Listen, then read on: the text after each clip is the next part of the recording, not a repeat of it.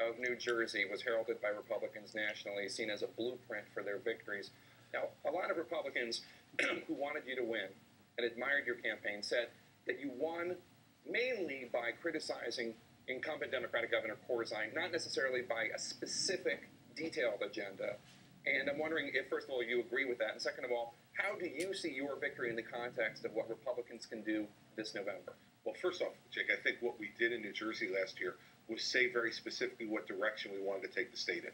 We said we wanted to have less spending, smaller government, lower taxes, and common sense regulation that was going to help to grow private sector jobs. And so I didn't go line item by line item through the budget during a campaign. I didn't think it was the right thing to do. Now, in terms of what it tells us going forward, I think Republicans across the country need to get back to our brand. And I think that is the Republican brand. It's why I became a Republican. Less government, lower taxes, less spending, and common sense regulation that grows private sector jobs. And so I think if my win tells anything, it means if we get back to basics as Republicans, then we speak to some of the concerns people have in New Jersey and across the country. The biggest item on your agenda so far has been dealing with the budget and the huge deficit in New Jersey. Here you are on CNBC. We passed a budget that cuts $11 billion from our state's budget, balances it without any new tax increases on the people of the state of New Jersey. Now, Patrick Murray, director of polling at Monmouth University, says, quote, "That's a nice talking point, but it's absolutely untrue.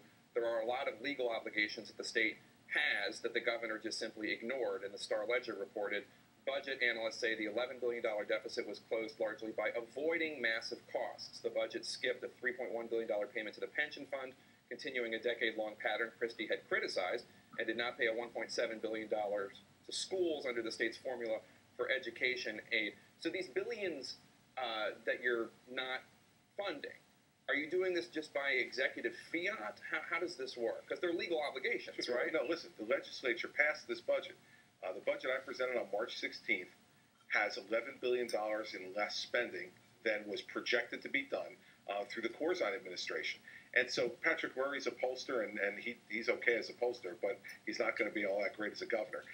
Because what we did here was we took $1.7 billion less in education funding. Well, $1 billion of that was federal stimulus money that had been spent in 1 year by the Corzine administration, and we were left with $1 billion hole. Really what we did was we reduced it by about $820 million educational spending. Across the board, Jake, we had to reduce spending. Every department of state government was cut. And so there are going to be some cuts you make you like and some that you like less. But when you have an $11 billion hole to fill, you have to fill it. Finally, on pensions, I wasn't going to put $3 billion into a failing pension system. We need pension reform. I passed some already for new hires in March. And now this fall, we're going to go after current employees and pension reform and health benefit reform because we're going broke. Now, in that clip, you said that there were no new tax increases on people of the state of New Jersey. But also your budget did not fund $1 billion in direct property tax rebates, the homestead rebate. That means that people's property taxes are going to go up. Well, no, what we did, Jake, was we did a couple of things. First, we changed it from a property tax rebate program to a direct credit.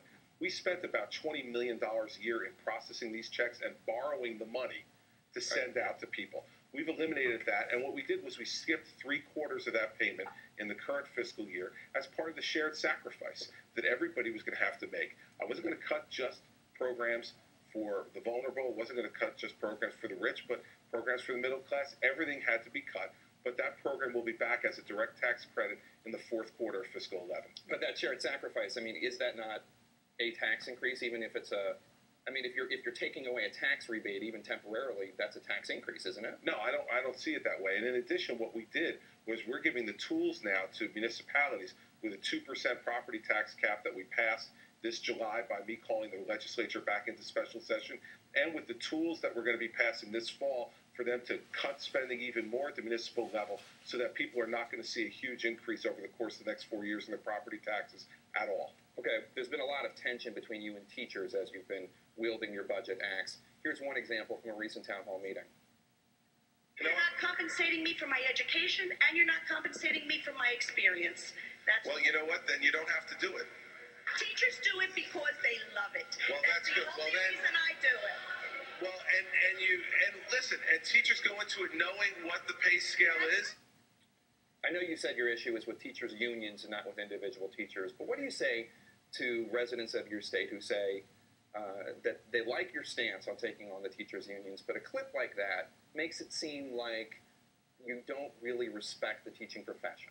Well, I do respect the teaching profession. I'm a product of the public schools in the state of New Jersey, and I care deeply about our public education, but here's what we can't have any longer.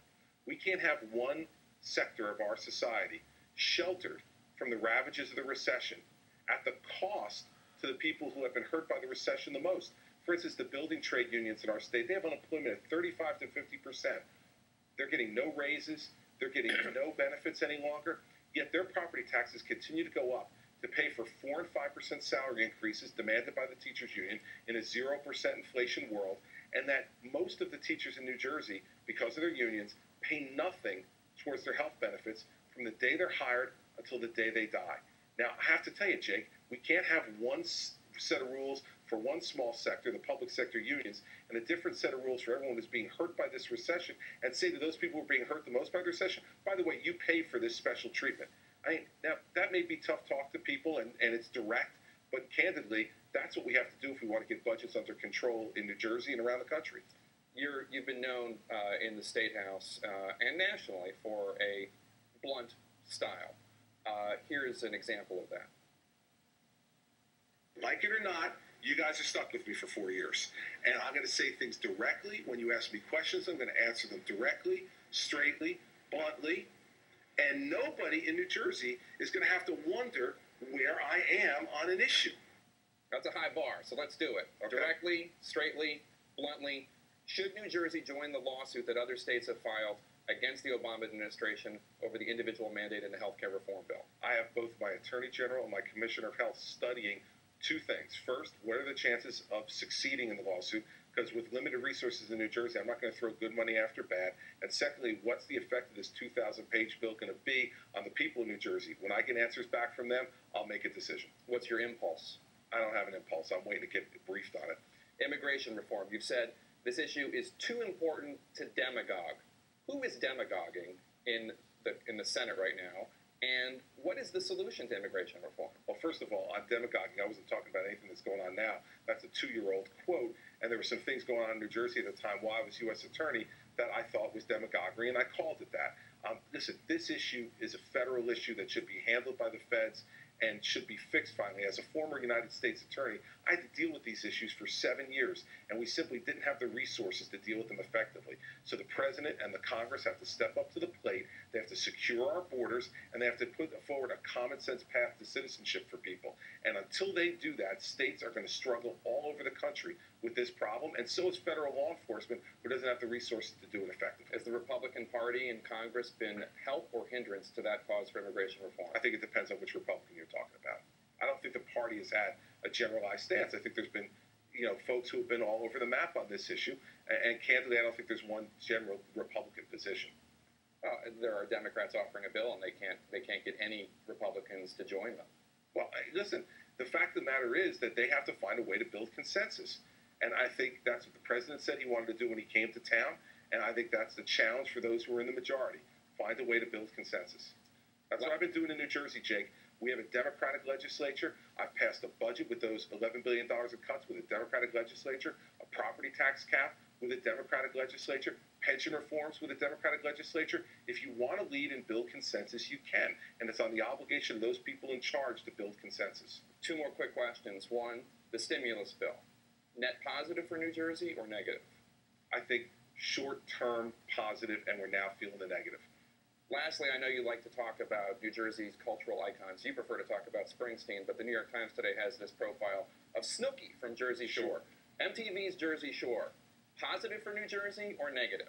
Negative for New Jersey. I mean, because what it does is takes a bunch of New Yorkers, who most of the people on Jersey Shore are New Yorkers, takes a bunch of New Yorkers, drops them at the Jersey Shore, and tries to make America feel like this is New Jersey. I can tell people, they want to know what New Jersey really is. I welcome them to come to New Jersey anytime. The Jersey Shore is a beautiful place, and someplace that everybody should come on vacation this summer. We got another 6 weeks or so of summer left. Come to New Jersey. Governor Christie, thanks so much for sharing your views. Thank you, Jake.